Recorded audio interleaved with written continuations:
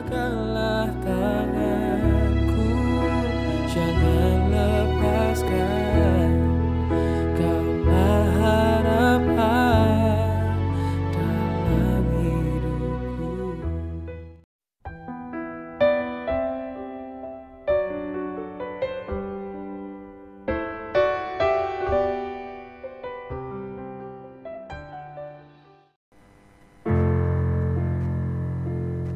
Mari jemaat Tuhan, kita akan menyembah Tuhan pada pagi hari ini. Mari kita bersatu bersama-sama.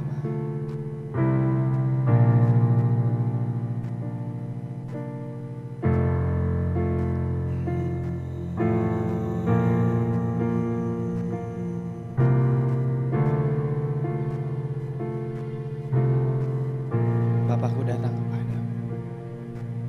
Bapakku datang dan berserah, ku nyatakan Kau yang berkuasa dalam gelap.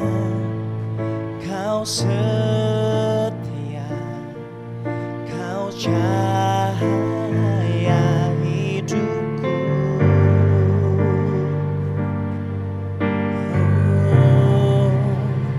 Kau kuatkan aku bertahan. Kau harapan dalam kesesakan. Kau buktikan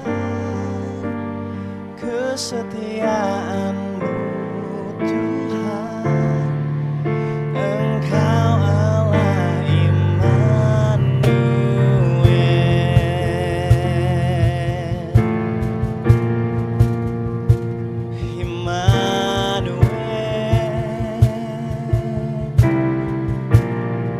Kita sekali lagi. Bapakku datang dan berserah, ku nyatakan Kau yang berkuasa dalam gelap. Kau setia, Kau cahaya bagiku.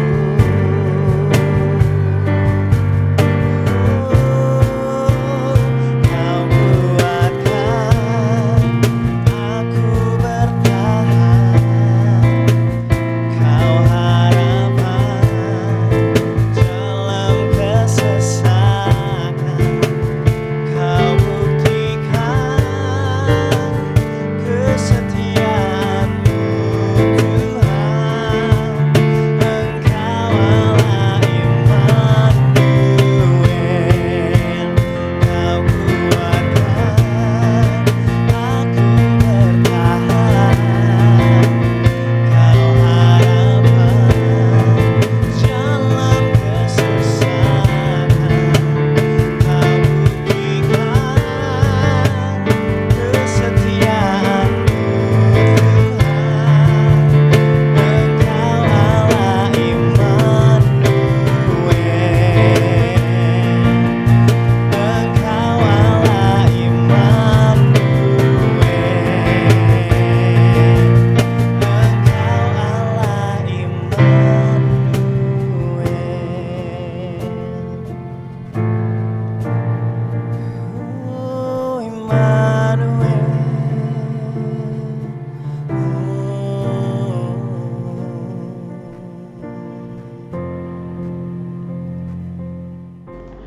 Shalom, nama saya Yimi Iskandar dari program S2 Teologi. Mari kita berdoa sebelum saya membawakan renungan harian pada hari ini. Bapa di surga, kami ucap syukur untuk segala kebaikan-Mu dan kemurahan-Mu, sehingga kami boleh berkumpul di tempat ini Tuhan, di saluran channel ini untuk mengikuti renungan pada hari ini. Biarlah renungan pada hari ini membawa berkat bagi kami semua yang mendengarkannya. Di dalam nama Tuhan Yesus Kristus kami berdoa mengucap syukur. Amin. Renungan hari ini berbicara dari Pengkhotbah 3 ayat 1. Mari kita baca. Pengkhotbah 3 ayat 1. Untuk segala sesuatu ada masanya, dan untuk apapun di bawah langit ada waktunya. Di dalam bahasa Inggris, versi New King James mengatakan, to everything there is a season and a time to every purpose under the heaven. Berdasarkan tensesnya adalah sesuatu tenses present tense yang artinya adalah berlangsung terus-menerus dari dulu sampai sekarang. Itu yang akan terjadi, bahwa segala yang ada di bawah langit, bahwa yang terjadi di bumi ini semua ada waktunya. Terutama pada saat ini di mana corona lagi mewabah. Bisnis banyak yang terpukul, pengusaha banyak yang terpukul, termasuk saya. PHK besar-besaran terjadi. Tetapi apakah ada pengharapan? Apakah tetap ada sesuatu yang bisa kita imani terhadap Tuhan dalam kondisi yang sulit seperti ini? Mari kita buka apa yang dikatakan Amsal, yaitu hati manusia memikir-mikirkan jalannya, tetapi Tuhanlah yang menentukan arah langkahnya. Kedua nats ini, baik Pengkhotbah dan Amsal, sama-sama ditulis oleh Raja Salomo sebagai manusia paling berhikmat di muka bumi ini, di mana Amsal ditulis ketika dia pada masa mudanya pada jaya, dan Pengkhotbah di mana pada masa akhir pemerintahan hidupnya. Di situ dia merangkum semua apa yang telah dia alami sejak dari masa muda sampai masa tuanya. Nah, di sini disimpulkan dari dua nats ini bahwa Tuhanlah yang menentukan semua arah manusia.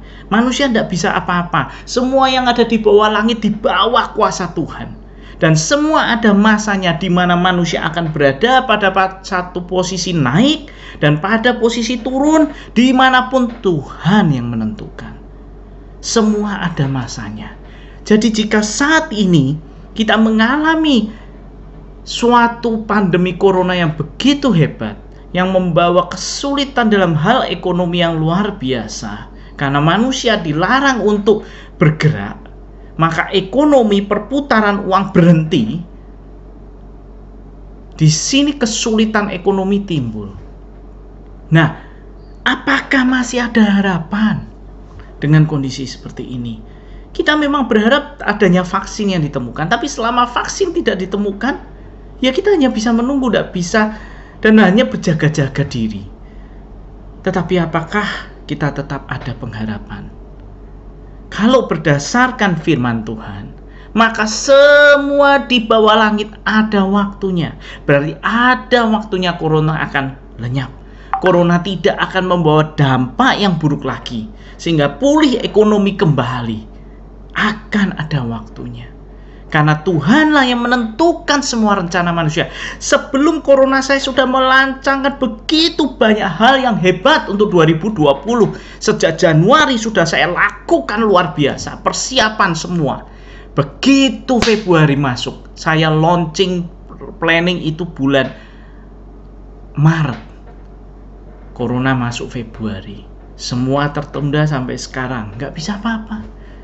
Manusia berencana, tapi Tuhan yang menentukan.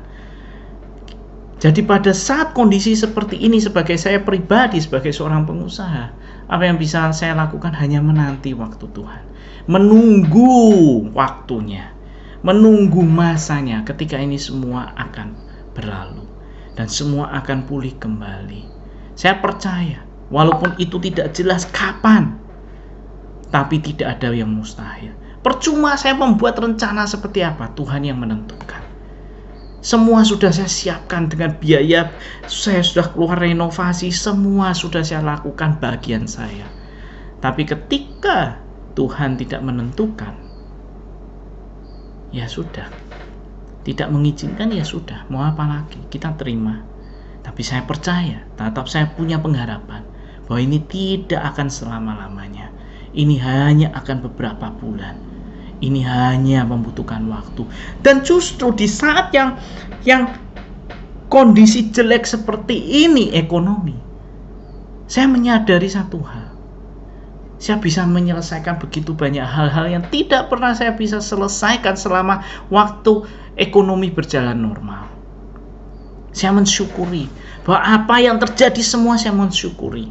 Saya bisa punya waktu untuk menyelesaikan tesis saya. Saya punya waktu untuk mereview semua materi-materi pengajaran saya di Unika. Saya bikin buku 2 untuk wirausaha. Saya terbitkan nanti setelah corona ini. Bahkan mungkin ada 2 buku lagi menyusul. Semua itu karena corona. Ada waktu di mana saya bisa menyelesaikan untuk semuanya itu. Dan juga saya juga bisa melihat kembali pembukuan keuangan daripada perusahaan saya kembali. Di mana letak-letak kesalahannya? Kenapa kesalahan ini timbul sehingga menyebabkan saat ini begitu sulit? Pembiayaan apa yang tidak perlu bisa saya ketahui sekarang? Berapa yang efektif? Berapa yang benar? Berapa anak yang harus saya dapatkan? Semua bisa lebih jelas dengan kondisi seperti ini. Dan kita juga bisa tahu staf mana yang setia, staf mana yang tidak setia, staf mana yang pengertian, staf mana yang tidak mau mengerti. Kita bisa tahu siapa sebenarnya teman-teman kita dan siapa bukan teman-teman kita. Siapa staf yang setia sama kita, siapa staf yang tidak setia sama kita, hanya menginginkan uang kita aja. Kita bisa melihat klien-klien siapa yang setia, siapa klien-klien yang tidak peduli. Jadi di dalam kondisi seperti ini, kita harus tetap bersyukur yang pertama. Yang kedua, kita tetap harus berpengharapan bahwa akan ada waktunya. Semua akan ada waktunya pulih kembali. Dan ketiga, dalam kondisi seperti ini, maksimalkan waktu kita. Kita pakai yang terbaik. Kita pakai seefisien mungkin, seefektif mungkin.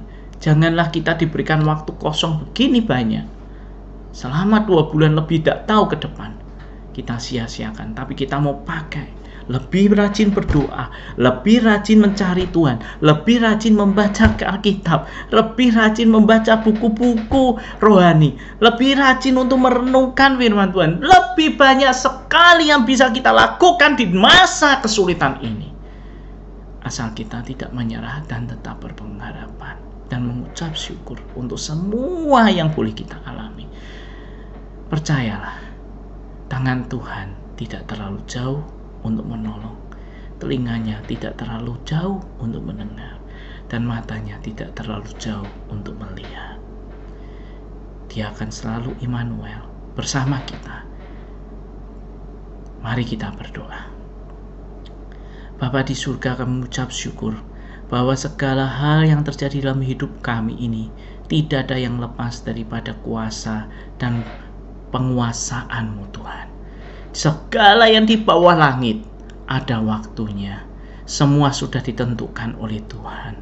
Kita hanya orang-orang percaya yang hanya bisa beriman dan berpengharapan dan memohon dan mengucap syukur kepadamu atas segala apa yang boleh kami terima saat ini, tetap yang terbaik. Bahwa kami menerima yang terbaik dan kami menggunakan waktu ini untuk waktu menjadi efisien, lebih berharga, lebih baik, bukannya untuk berleha-leha, untuk seenaknya sendiri, tetapi menggunakan waktu ini untuk kemuliaan bagi nama Tuhan, tetap menyelesaikan agenda-agenda Tuhan di dalam hidup kita. Janganlah kita malah menjadi malas. Terima kasih dan jauh daripadamu Tuhan.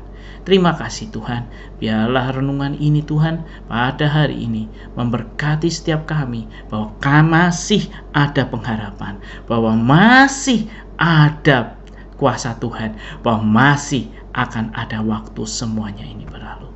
Terima kasih Tuhan, di dalam nama Tuhan Yesus Kristus kami ucap syukur. Amin.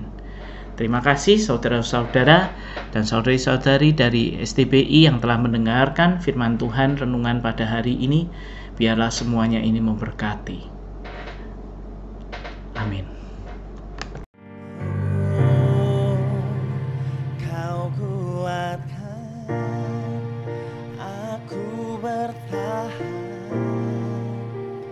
kau harapan dalam kesesatan. buktikan kesetiaanmu Tuhan.